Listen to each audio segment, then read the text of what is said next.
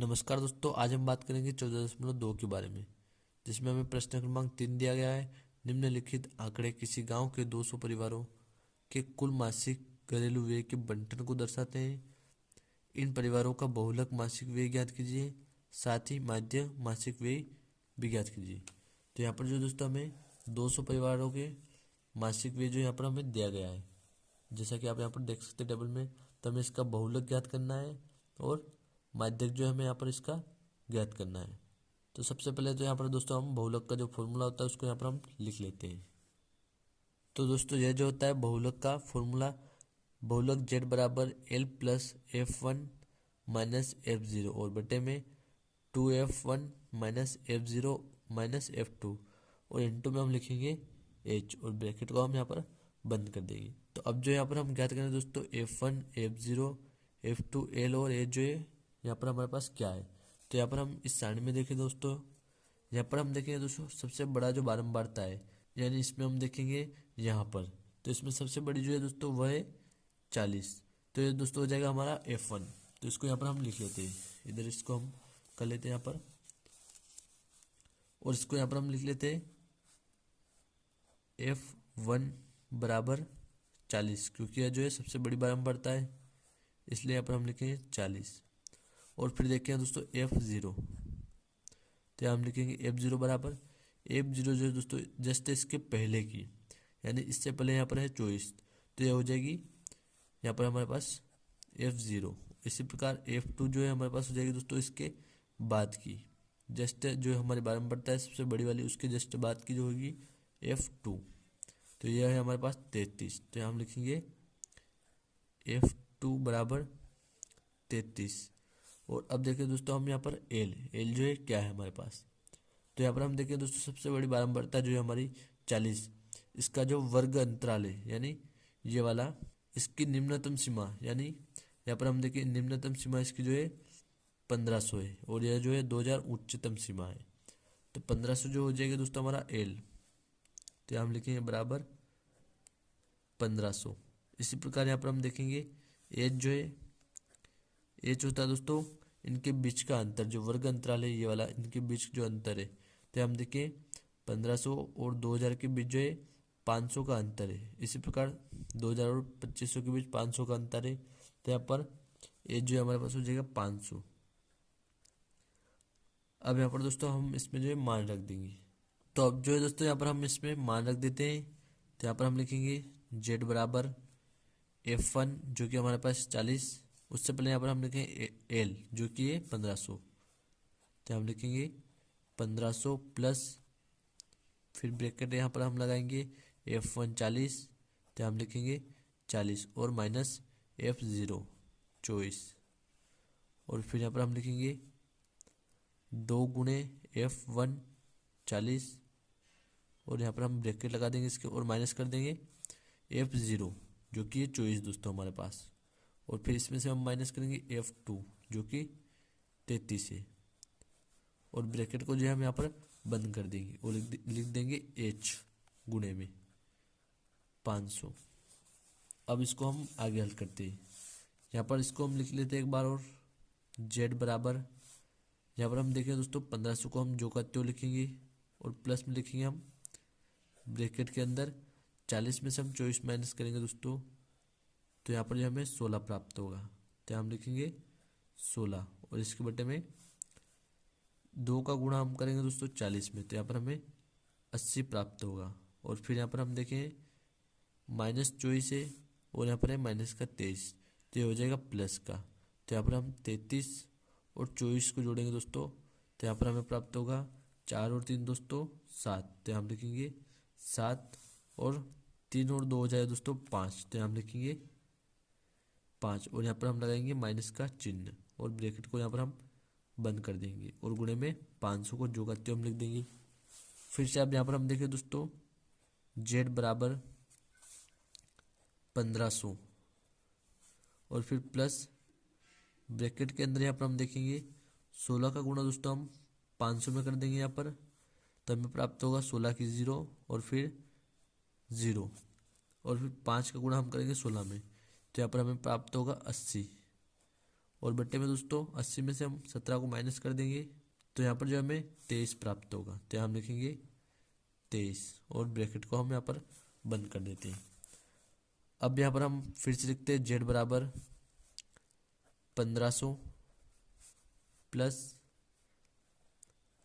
8000 और बटे में 23। इसके बटे में कुछ नहीं तो यहाँ पर हम 1 लगा देंगे दोस्तों।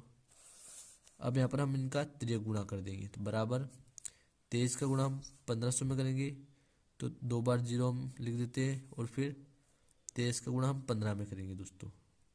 तो दोस्तों यहाँ पर 15 गुणा हम 3 में करेंगे तो यहाँ पर 15 तिया होता है 45, तो यहाँ हम लिखेंगे 5 और 4 जो हासिल आ जाएगी इस पर, तो 15 दूना 30 और 4 34। तो यहाँ पर हमें प्राप्त होगा 34,500 और प्लस में यहाँ पर हम लिखेंगे दोस्तों 8,000, तो यहाँ हम लिख देंगे 8,000 और बट्टे में 23 को हम जो का त्यों लिख देंगे और फिर बराबर में हम लिखेंगे जेड के। यहाँ पर हम 8,000 और 34,500 को जोड़ेंगे दोस्तों, तो यहाँ पर हम 2 0 को जो का त्यों लिख देंगे और दोस्तों यहाँ पर 5 को हम जो का त्यों लिख देंगे और फिर 8 और 4 को जोड़ेंगे तो हमें यहाँ पर 12 प्राप्त होगा। तो हम लिखेंगे 2 और 1 हासिल 4 हो जाएगा। तो यहाँ पर हमें प्राप्त होगा 42,500 और बटे में 300। अब फिर से यहाँ पर हम लिखें जेड बराबर, यहाँ पर हम दोस्तों 23 से जो 42,500 को हम काट सकते हैं तो यहाँ पर इसको हम काट देंगे दोस्तों। तो इसको यहाँ पर हमने इसको दोस्तों यहाँ पर हम नीचे लिख लेते हैं ताकि दिखने में स्पष्ट रहेगा। तो यहाँ पर हम 23 से काटेंगे 42,500 को, तो दोस्तों हमें यहाँ पर प्राप्त होगा 1843.83। तो दोस्तों आप इसको एक बार 23 से 42,500 को काट दीजिएगा, क्योंकि अगर हम यहाँ पर काटेंगे तो अधिक समय हो जाएगा और वीडियो जो है लंबा हो जाएगा। तो आप इसको काट कर हल कर लीजिएगा रफ में एक बार। तो यह जो दोस्तों हमारा उत्तर हमें प्राप्त होगा, यानी बहुलक जो हमें प्राप्त होगा। अब दोस्तों हम इसका माध्यम ज्ञात करेंगे।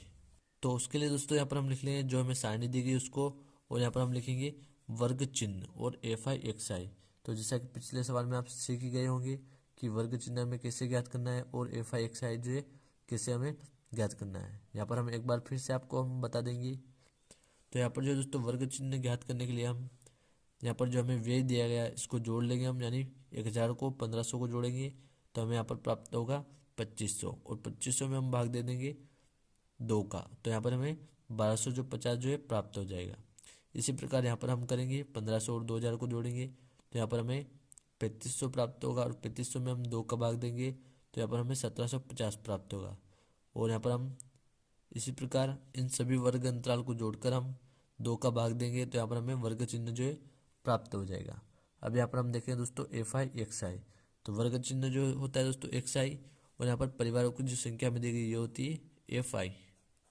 तो इन दोनों का जो हम गुणा कर देंगे तो हमें FI XI प्राप्त हो जाएगा। यानी यहाँ पर हम 24 और 1250 का गुणा करेंगे तो हमें यहाँ पर 30,000 प्राप्त होगा। इसी प्रकार 40 और 1750 का गुणा करेंगे तो यहाँ पर हमें 70,000 जो है प्राप्त होगा।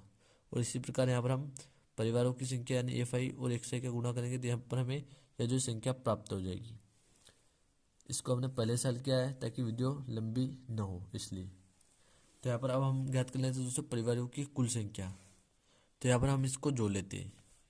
तो यहाँ पर हम देखें दोस्तों 4 0 और 3 जो हो जाएगा 7, 7 और 8 दोस्तों 15 और 15 0 15, 15 और 2 16 17 और 6 हो जाएगा दोस्तों 23 और 7 जो है दोस्तों हो जाएगा 30। तो यहाँ हम लिखे 0 और बचा है 3, 3 और 2 दोस्तों 5, 5 4 9, 9 और 3 12, 12 2 14, 14 3 दोस्तों 17, 17 और 2 हो जाएगा 18 19, 19 और 1 20। तो यहाँ पर हमें परिवार की कुल संख्या 200 जो है प्राप्त होगी। इसी प्रकार अब यहाँ पर हम इसको जो है जोड़ लेते हैं दोस्तों FI XI को।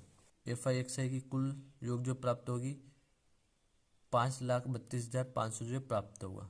अब दोस्तों यहाँ पर हम लिख लेंगे माध्य ज्ञात करने का सूत्र। इसको हम प्रत्यक्ष विधि से ज्ञात करें इसलिए यहाँ पर हम प्रत्यक्ष विधि का जो है फॉर्मूले का उपयोग करेंगे। तो यहाँ पर यह होता है सिग्मा FI XI और बट्टे में सिग्मा FI। तो यहाँ पर इसमें हम मान रख देते हैं दोस्तों। तो सिग्मा FI XI अभी हमने ज्ञात किया है 5,32,500 और इसके बट्टे में हम लिख देंगे 200।